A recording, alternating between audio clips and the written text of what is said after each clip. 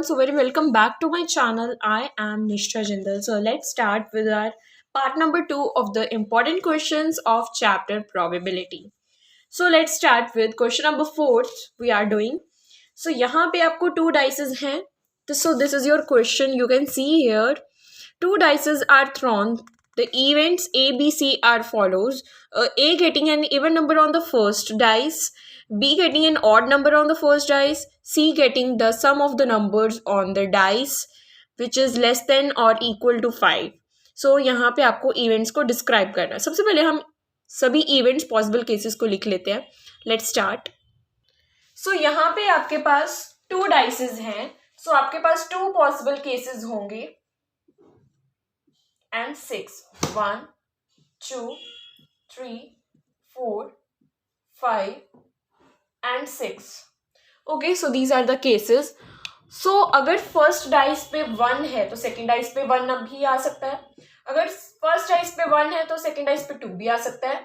Then again 3 भी आ सकता है, 4 भी आ सकता है, 5 भी आ सकता है एंड नेक्स्ट इज 6 भी आ सकता है. So there are different outcomes for different one. So write all the outcomes here. So these are your possible cases of your dice. Okay.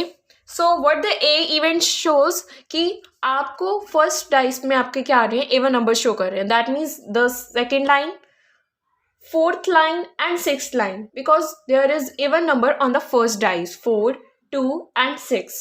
So write it down. So I have written the lines. A even shows the second, fourth and sixth all outcomes. आपको यहाँ पे lines को नहीं लिखना है exam में, आपको यहाँ पे पूरे outcomes लिखने हैं. उसके बाद B even shows the dice, the odd number on the first dice. So 1, 3 and 5. Okay, so write it down. So B event में हमारी first line full and third line full and fifth line full. Okay. C event shows the sum is less than or equal to 5. इन दोनों का sum या तो 5 के equal होना चाहिए या 5 से कम होना चाहिए. Okay. So 1, 1. Yes, this is also possible. 1, 2, 1, 3, 1, 4 this is also possible. 2, 1, 2, 2 because 4, 2 plus 3 is 5. So यहाँ तक possible है.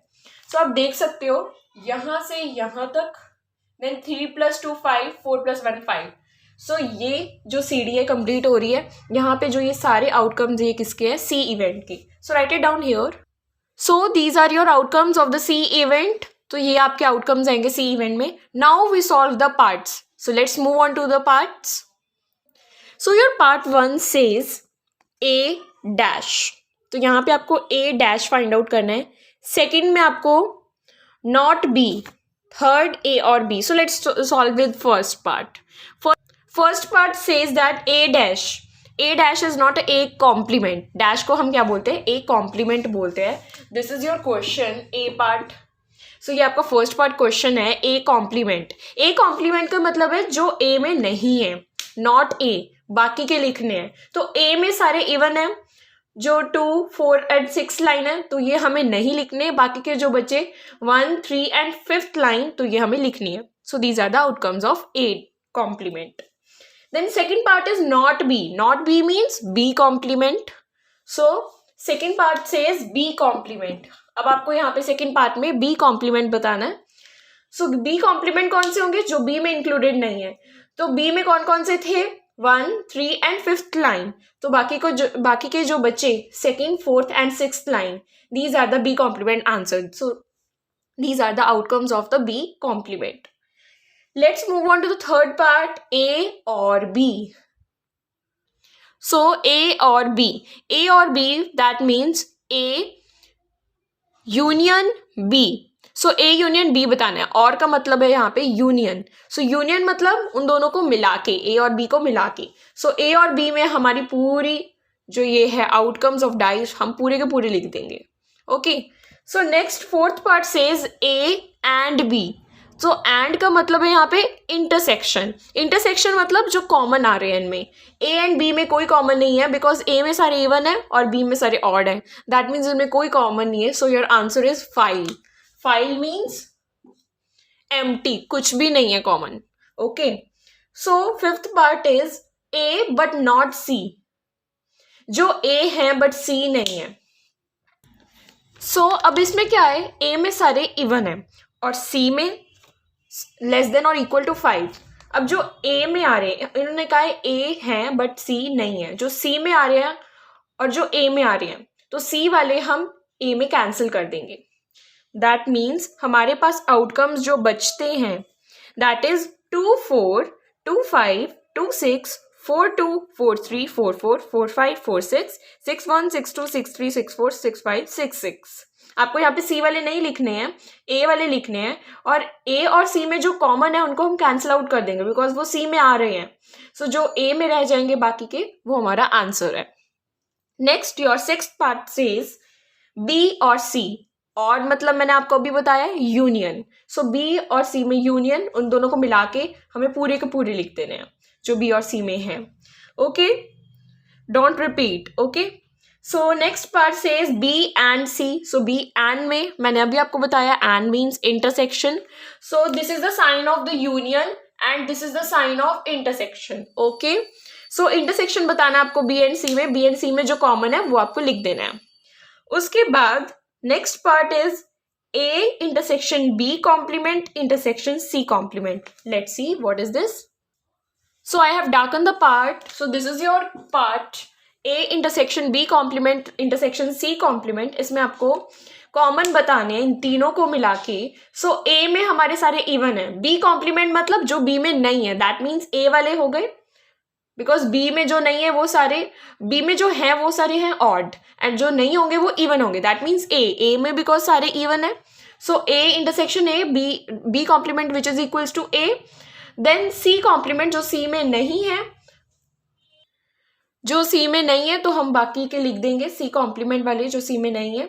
ओके, और उनमें से अब हम देखेंगे कि कॉमन कौन कौन से है। तो आपके कॉमन जो आएंगे वो हैं 2 4 2 5 2 6 4 2 4 3 4 4 4 5 4 6 6 1 6 2 6 3 6 4 6 5 6 6। Okay, so let's move on to the question number 5th.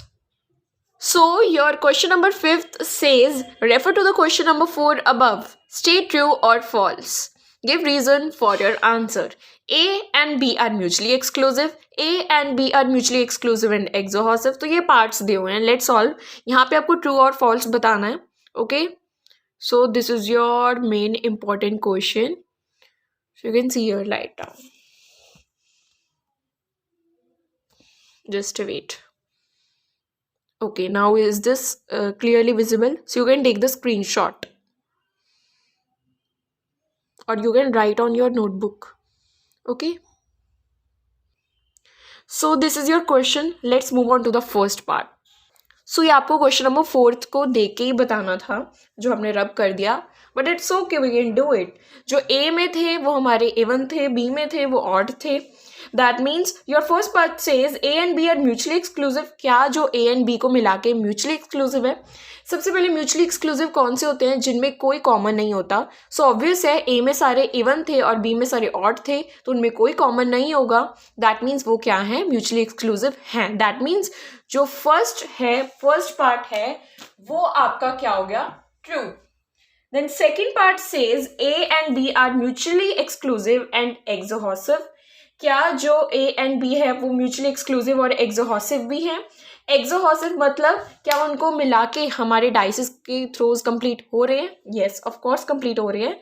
A and B are mutually exclusive and exhaustive, जी हाँ ये है। So second part is also your true. Then third part is A is equal to B. So क्या A B के equal है? नहीं। A में सारे इवन थे, B में सारे ऑड थे, दैट मीन्स वो इक्वल कैसे हुए? तो इन्होंने लिख रखा है कि वो इक्वल हैं, that means false. Okay, your fourth part says A and C are mutually exclusive। क्या A और C mutually exclusive हैं? सो A में हमारे सारे इवन थे और C में हमने जो इवेंट्स लिखे थे वो हमने लिख दिए थे। ओके, सो ए एंड सी में हमारे कॉमन आ रहे थे, दैट मीन्स वो म्यूचुअली एक्सक्लूसिव नहीं है। इन्होंने लिख रखा है, दैट मीन्स फॉल्स, वो नहीं है, बिकॉज उनमें है common. You can make the events and notice from there.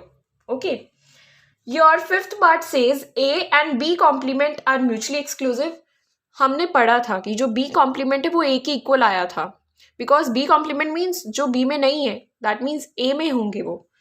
तो A and B complement are mutually exclusive? No, A and B complement are not mutually exclusive. फिर उन्होंने लिख रखा है येस कि वो हैं, तो फॉल्स।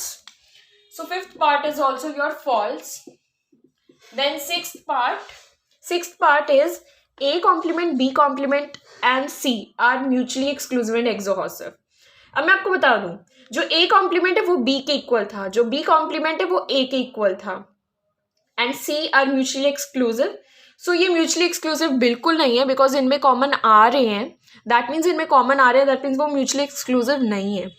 ओके, तो इन्होंने लिख रखा है कि वो हैं, that means false. But at the similar way वो कह रहे हैं कि एंड एक्सोहॉसिव भी हैं, तो ये बात सही है कि एक्सोहॉसिव हैं बट म्यूचुअली एक्सक्लूसिव नहीं है। सो इनमें से अगर एक भी पॉसिबल केस गलत साबित हो जाता है तो पूरा का पूरा क्वेश्चन है वो फॉल्स हो जाता है। Okay, so answer is false.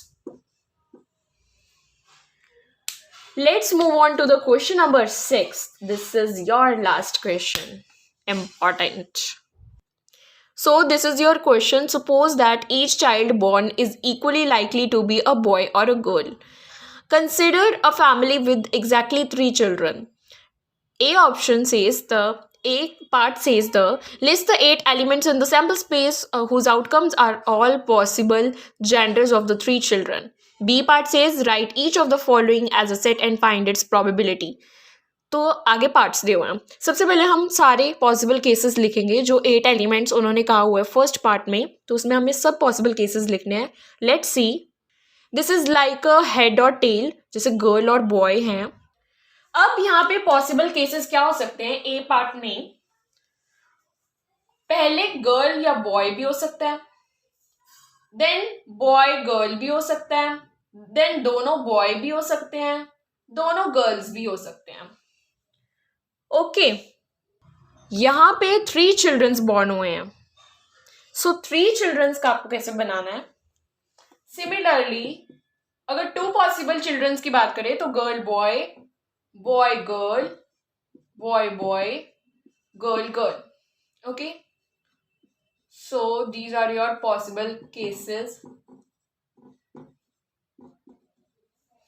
Okay, so these are your possible cases जब गर्ल गर्ल बॉय भी हो सकता है, गर्ल बॉय गर्ल भी हो सकता है। तो ये आपके 8 आउटकम्स हैं जो निकल के आए हैं।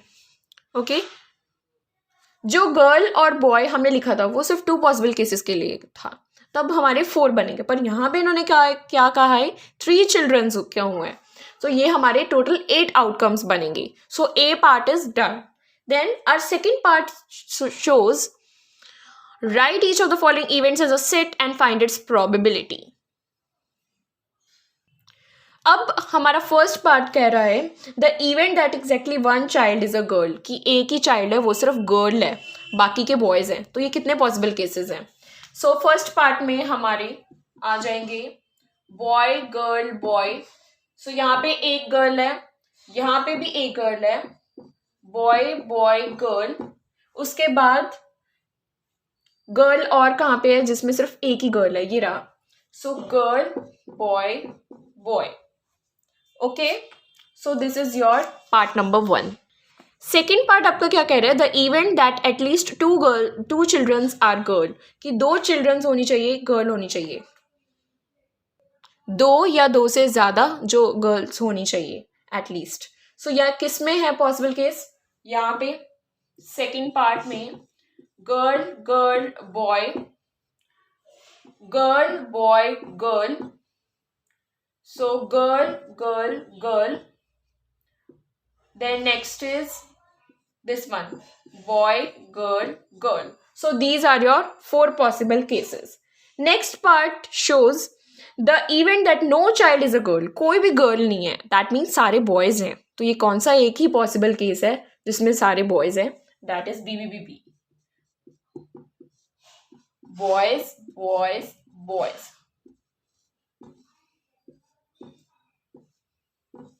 So these are your possible cases for question number 6. You can see this.